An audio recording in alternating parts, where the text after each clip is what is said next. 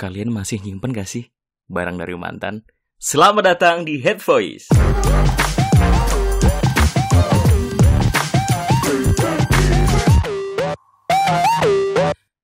Episode terbaru kali ini gue akan ngebahas tentang salah satu film produksi dari MNC Pictures yang tayang di awal tahun 2020 ini, yaitu film Toko Barang Mantan.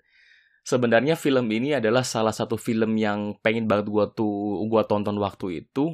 Jadi si film ini tayang sekitar bulan Februari di tahun 2020. Cuman waktu itu karena jadwal nggak memungkinkan, sebenarnya gue pengen nonton di bioskop. Akhirnya nggak bisa, terus kemudian terpotong sama pandemi, jadi ya belum sempat. Beruntung sekarang sudah ada di Netflix, jadi kamu bisa langsung nonton tanpa perlu repot-repot. Gue juga baru nemu beberapa hari yang lalu pas lagi gue nerusin serial favorit gue, tiba-tiba nongol di home. Wah, Toko Barang Mantan nih. Kayaknya yang kemarin gue tunggu nih, ya udah gue nonton aja akhirnya. Oke. Film Toko Barang Mantan ini bercerita tentang Tristan yang diperankan oleh Reza Ardian, yang dia membuat sebuah toko yang isinya itu barang-barang mantan semua. Jadi yang dijual itu bukan cuma barangnya tapi historisnya. Nah, ini sebuah premis yang cukup menarik kalau gue bilang. Karena jarang kita sebenarnya sering mikirkan kalau misalkan kita ada barang dari seorang mantan, kemudian kebanyakan kalian tuh bakal ngapain tuh barang. Ada yang dibuang, ada yang dikasih ke temen, ada yang ya pokoknya sering gak jelas gitu. Dan sebenarnya ini kan sesuatu yang sepele, tapi hampir semua orang relate karena hampir semua orang punya barang dari mantan gitu kan. Dan walaupun hal kecil kadang itu bisa berdampak di hubungan kalian berikutnya begitu. Nah, si MNC Pictures ini cukup jeli membuat premis-premis yang simple, menarik, dan relate di hampir semua orang, hampir semua penontonnya gitu.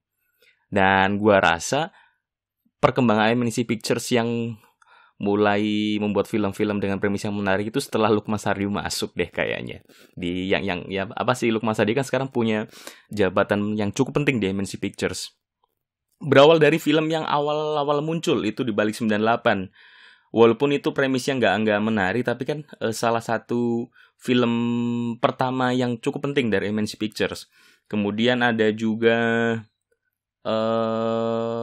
kalau nggak salah 724 yang dimainkan oleh Lukman Sardi sendiri dengan Dian Sastro. Itu kan sebuah film yang enteng tapi berbobot kalau ditonton. Enteng tapi nggak remeh-temeh gitulah.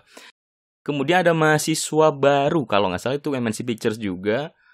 Banyak deh. Pokoknya setelah Lukman Sardi masuk, itu banyak ide-ide brilian, premis-premis menarik yang dibuat jadi film oleh MNC Pictures.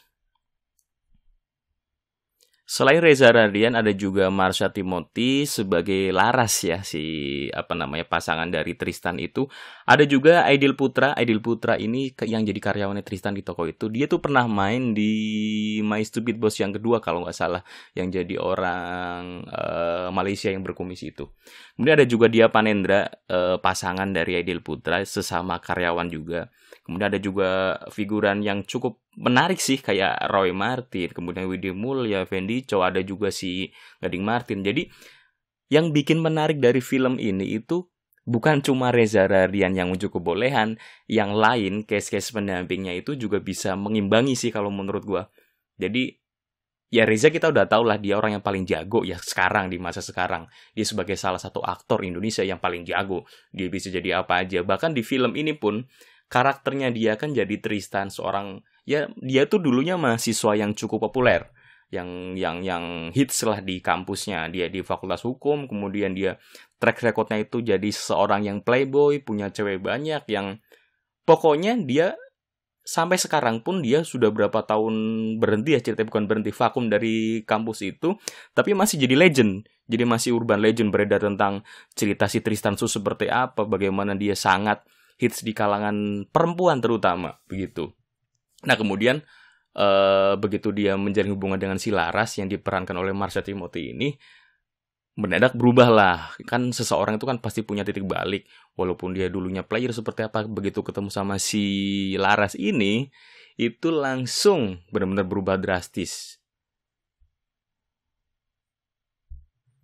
Nah, dalam hal ini itu nggak cuma Reza Rahardian aja yang jago gitu. Jadi dua karyawannya si Aidil Putra sama si Dea Panendra itu juga berperan sangat bagus menurut gua. Jadi sebenarnya yang punya peran penting kan bukan cuma si Tristan atau si Reza Rahardian dengan Marsha Timothy ini, tapi dua orang yang berada di toko ini yang membuat film Toko Barang Mata ini jadi lebih dinamis gitu kan. Mengimbangi karakter si Reza Rahardian yang terlalu keras terhadap sesuatu, terlalu idealis gitulah. Gitu. Masing-masing aktornya tuh berperan sesuai porsinya lah gitu. Reza digambarkan seorang yang sangat idealis, yang masih urakan gitu. Jadi Reza itu ternyata masih cocok jadi seseorang anak kuliahan yang cuma pakai kaos oblong, yang pakai jeans robak-robek gitu. Tapi yang sempet gue bingung adalah jadi si Reza itu kan gondrong ya di sini ya, si Tristan ini gondrong. Rambutnya ini kan jelas pakai wig, tapi kok nggak kelihatan ya, kayak natural banget gitu. Terlalu lurus sih, terlalu kayak bintang sampo, tapi oke, nggak kelihatan, masih kayak natural aja gitu, nggak masalah jadinya. Terus kemudian si Laras yang diperankan oleh Marsha Timothy juga keren banget. Jadi dia menggambarkan karakter seorang cewek yang mandiri, cewek karir, ya pas lah gitu. Jadi aktor-aktor di sini tuh berperan sangat pas, nggak berlebihan, nggak kurang, jadi enak aja ngelihatnya. Jadi ceritanya si Tristan dengan si Laras ini dua pasangan yang udah lama putus, ya nggak putus sih, karena sebenarnya mereka berpisah dengan cara nggak jelas. Si biasa problemnya adalah si cowok nggak lulus, masa depannya nggak jelas gitu kan. Kemudian si ceweknya itu udah lulus duluan, udah berkarir, ya akhirnya mereka berpisah gitu. Tiba-tiba di suatu masa si Laras yang diperankan oleh Marsha Timothy ini datang ke toko barang mantan. Aneh kan gitu, dan ternyata dia datang itu untuk ngasih undangan. Sorry, ini spoiler banget ya. Jadi kalau yang nggak mau nonton ya nggak usah dengerin podcast ini. Kecuali kalian pengen mengulas lebih lanjut, ya udah kita bahas bareng-bareng aja gitu. Soalnya gatel kalau ngebahas film gak spoiler. Oke, jadi pertama kayak gitu. Oke, itu masih masuk akal ya gitu. Seseorang yang udah lama gak ketemu dan mereka sebenarnya baik-baik aja gitu, terus ngasih undangan ke mantannya. Masih ada beberapa orang yang melakukan hal itu gitu. Walaupun masih banyak juga yang nggak ngasih undangan, buru-buru ngasih undangan, ngasih kabar juga nggak gitu ke mantannya kalau dia mau nikah. Itu masih masuk akal. Kemudian pertemuan yang kedua ini yang cukup janggal sih. Kenapa si Laras ini datang lagi ke toko ini dan tujuannya itu cuma pengen dapat saran, pengen minta saran ke si Tristan, souvenir mana yang paling bagus. Soalnya si Laras alasannya si Tristan itu kan selera seninya cukup tinggi gitu kan.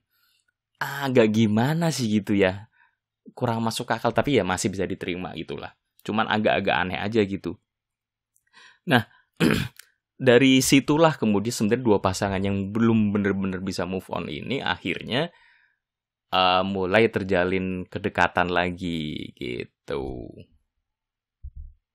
Dari segi skripsi cukup dinamis ya, maksudnya dengan premis yang simple bisa ditarik ke sebuah permasalahan yang relate dengan hampir semua orang juga. Jadi sebenarnya problem pertama di sini kan si Tristan ngiranya itu si Laras ninggalin dia itu gara-gara dia nggak punya masa depan yang jelas gitu kan, makanya dia jadi trigger untuk ngembangin tokonya dengan cara apapun yang dia dulu idealis gitu kan. Dia pengen bener-bener menjual story-nya. Kemudian akhirnya dia berusaha untuk ngarang-ngarang story biar lebih menarik.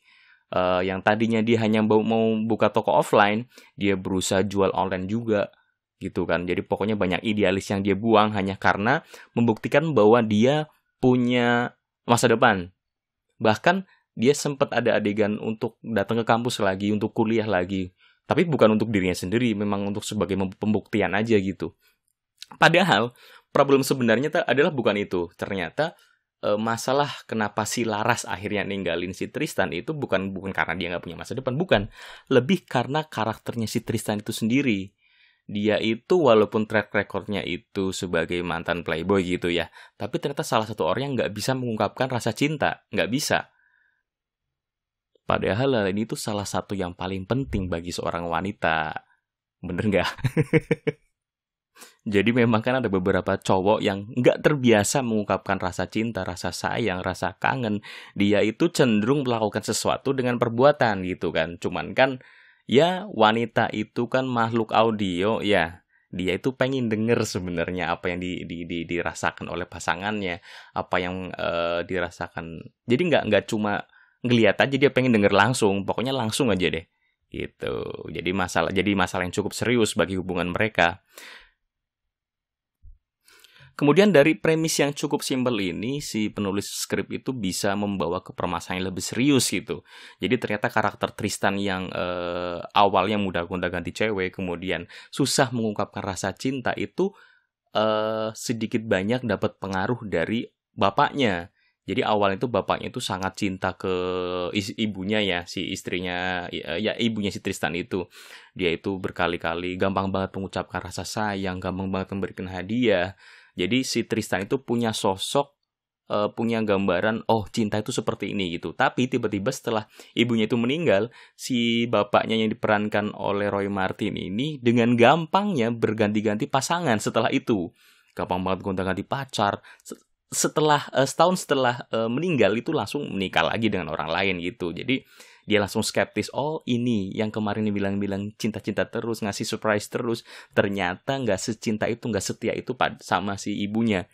Padahal kan belum tentu enggak, mungkin ada yang ya pengen move on gitu kan, karena setiap orang berhak bahagia gitu. Jadi cuma sudut pandang si Tristannya aja yang begitu. Itu yang menyebabkan hubungan dia dengan orang tuanya juga akhirnya berantakan. Hubungan dia dengan ibu tirinya juga berantakan, padahal semuanya sebenarnya baik-baik aja gitu, pengen baik-baik aja gitu. Nah akhirnya itu dari permasalahan simpel kayak itu bisa ditarik ke benang merah gitu, ke masa lalu. Jadi kan sebenarnya apa yang terjadi sekarang tentang seseorang, karakternya seperti apa yang dia lakukan itu kan sedikit banyak dapat pengaruh dari masa lalu, bagaimana orang tua memperlakukan anaknya gitu kan. Itu yang bikin skrip ini jadi lebih keren.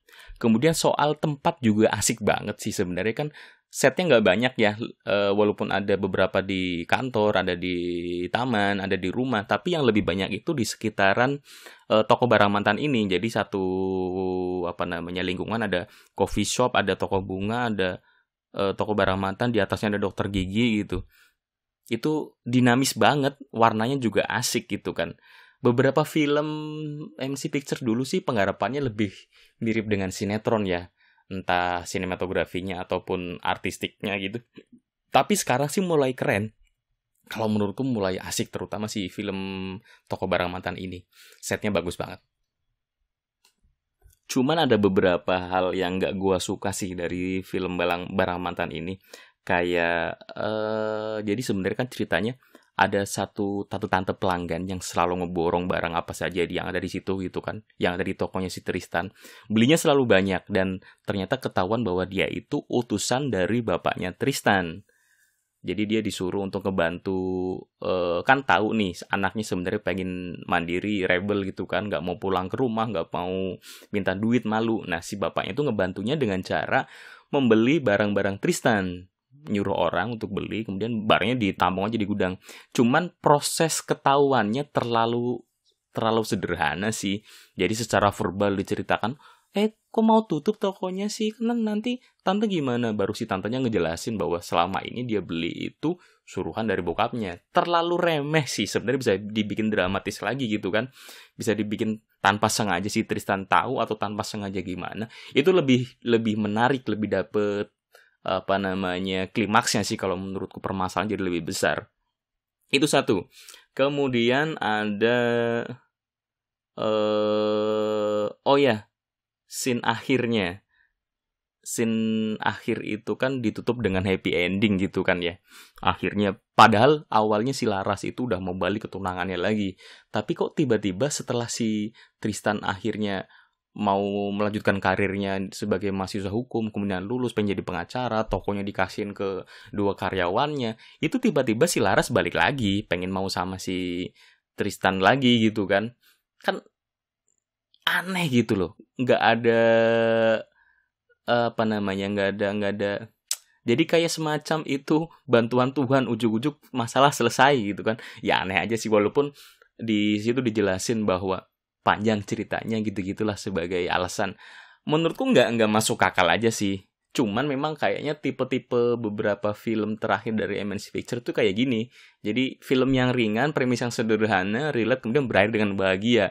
Ya oke-oke aja sih. Sebenarnya nggak terlalu masalah. Cuman kalau sayang aja gitu dari skrip yang udah dibangun sejak awal, dinamis, enak, diakhiri dengan begitu aja gitu. Sayang. Sebenarnya bisa selesai dengan mereka sama-sama bahagia dengan jalannya masing-masing gitu. Si Lara sama tunangannya jadi nikah, kemudian si Tristan bisa hidup, bisa merelakan cintanya gitu, tapi bisa hidup bahagia. Itu kan lebih asik menurutku, nggak harus dipertemukan lagi.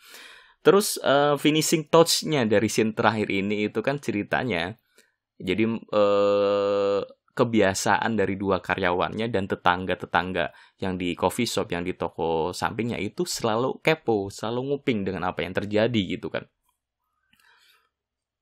Waktu si Lara sama si Tristan itu baikan, yang happy ending itu pada nguping tuh, yang di coffee shop, yang di warungnya di mana. Sebenarnya mungkin itu lebih bagus lagi kalau yang pertama nguping, yang pertama kepo itu dua karyawannya. Karena balik lagi ke orang yang terdekat dulu, pengen tahu endingnya gimana gitu kan. Baru kemudian dari luar mulai mendekat, akhirnya ngumpul semua, baru lebih kerasa gongnya. Ya nggak penting sih, sebagian orang mungkin nggak peduli amat dengan scene yang seperti itu. Ya itu pribadi gue aja, jadi terserah sepakat atau enggak. Jadi setelah si Lukman Sardi masuk ke MNC Pictures ini lumayan membawa dampak yang besar. Ada banyak film-film yang berkualitas dengan premis yang menarik mulai bermunculan. Ya, Lukman Sardi kan salah satu tokoh perfilman Indonesia yang sudah teruji. Baik sebagai aktor, produser juga pernah, kalau nggak salah sutradara juga pernah, dan sekarang jadi orang birokrasi di belakangnya. Oke, terima kasih. Sampai ketemu di Head Voice selanjutnya.